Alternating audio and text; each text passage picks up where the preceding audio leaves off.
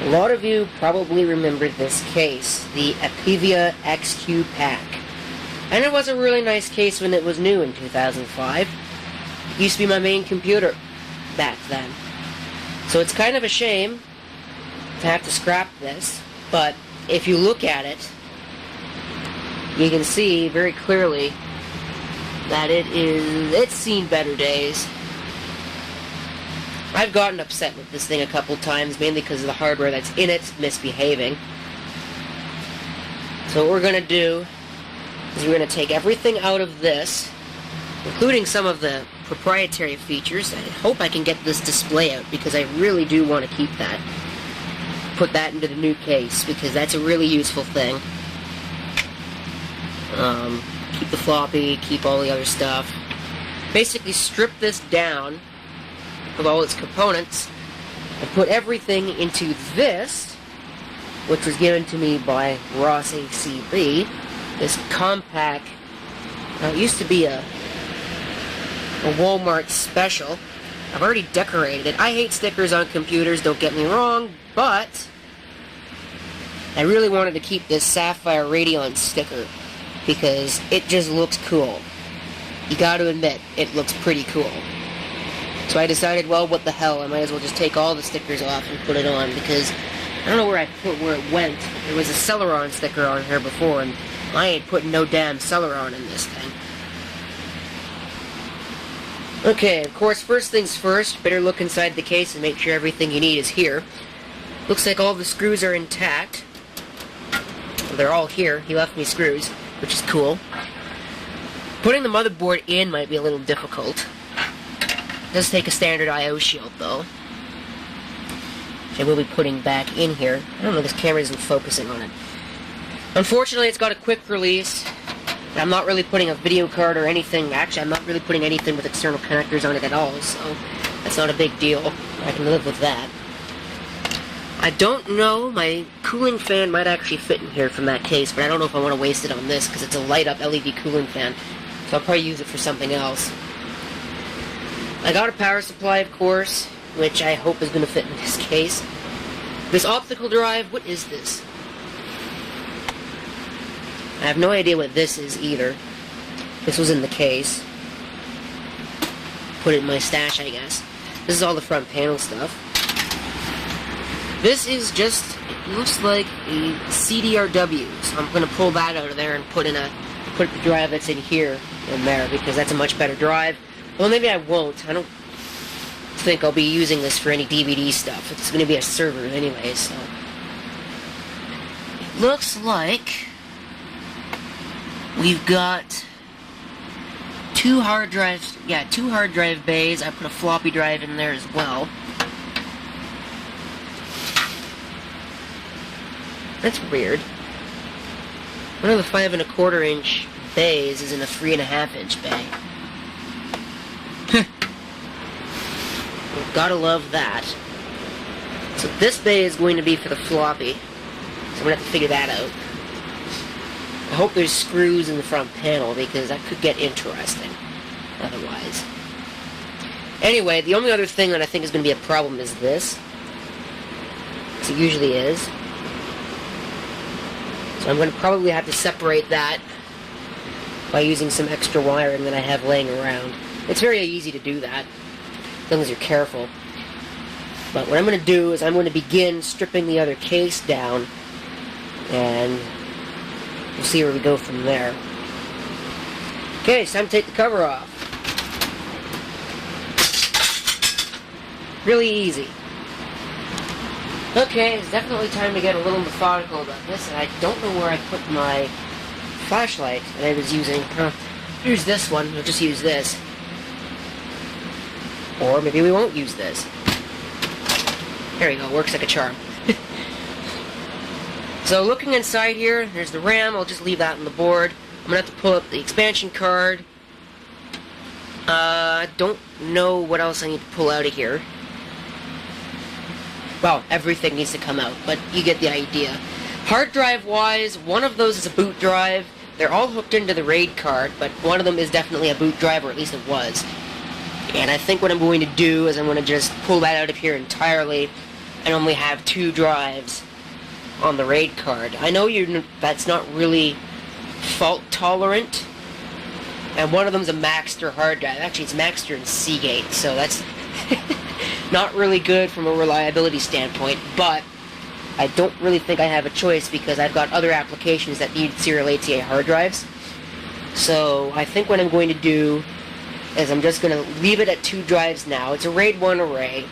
Leave it at 2 drives, and then if one fails, I'll pilfer one from something else.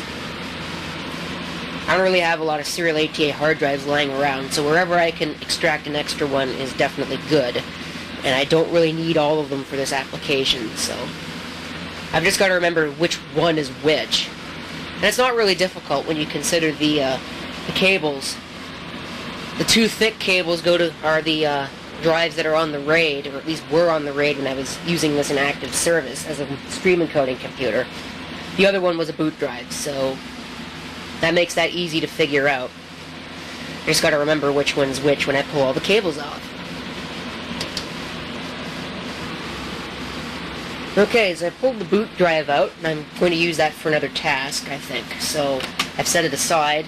This is going to have to come off. This is the thermocouple for the hard drive temperature thing, which is also going to come out. I'm going to save that, if I can, and reuse that. So now we're going to take out second drive, which has got all 4 screws in it. So we're going to have to take all those out. Okay, so with that out of the way, the next task is going to be to remove the second hard drive and the optical drive. You can see where I've had to bend up this case because it hasn't fit together quite right because I got upset with it and slammed it down and bent the case metal. And you can really tell that it's bent up. So it's really too bad, but oh well, that's the way that the cove crumbles, I guess. Now this is looking rather empty now. I've got an impressively growing stack of hardware back there. So what I'm going to do now is I'm going to clean up the mess a little bit. I'm going to remove all the cables. Okay, it's looking real empty now. I've pulled up pretty much everything. Now the only thing left to do would be to remove this motherboard from the case, which is actually really easy. There's a screw here and a screw there, and then the whole tray just comes out. And now that there's nothing to interfere with it, it should come out completely, which will make my job easier. Okay, so this is the last thing that I need to do is remove the motherboard. And hopefully that will be easy. Then I can put this tray back in the old case. I can put this back into the old case, and then I can get rid of all of that stuff. Whew, what a bunch of work. In a way, this is a little bittersweet, because after all the crap this case has put me through, it was one of my main computers after all, and it served me well for that. And even through all of the issues, it served me at least passably well as a stream encoding computer. So it's kind of too bad that it ends with this. But, you know, all good things must come to an end. This case really is a piece of crap. I mean, it's feather light once nothing's in it. So, I don't know. Not really good for a server. It was nice when it was new, but now it's just kind of long in the tooth, so time to go to the scrap heap. Well, I don't know about this. Alright, skipping over a couple steps, which involved quite the amount of swearing. You know, this looked really nice before I installed the power supply. This is a piece of crap power supply, too. I really do need to get a better power supply, but it'll work. It's the only one I've got that's got SATA power connectors on it. So, it'll have to do. Now I guess the only thing left to do is to fire it up and see if it works. Now I didn't even notice that the power supply is turned on. Where is it? There's a green standby LED. And I hope this works. Oh, it does. Nice. Maybe not. I don't have any output from it.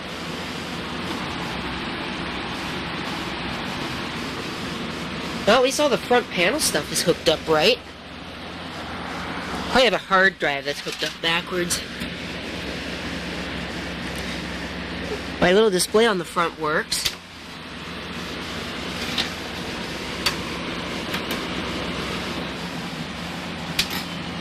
I'll turn that off, and I will figure that out. I had all the lights on, so that's not really a good sign.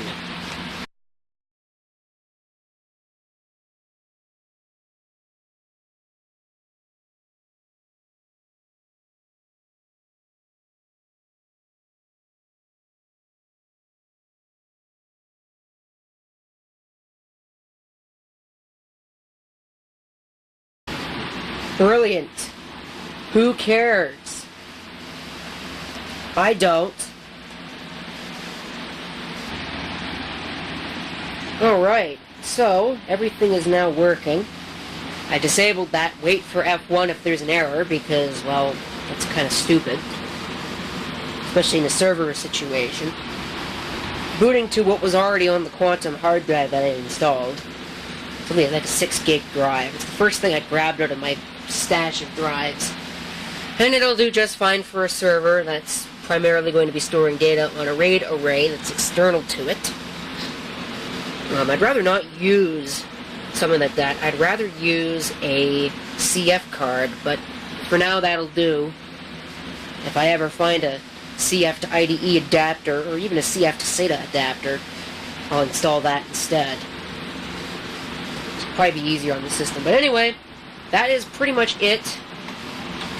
I'm hitting the tab key and it is not working, because it's not even seeing my keyboard. There we go. Thank you for watching. If you have any comments, feel free to leave them down below. I know, it's a PS2 keyboard, I can't even get that right.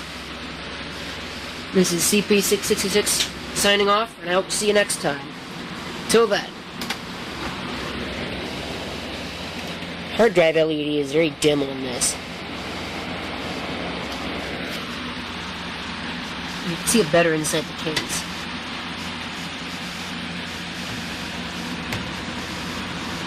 Come on.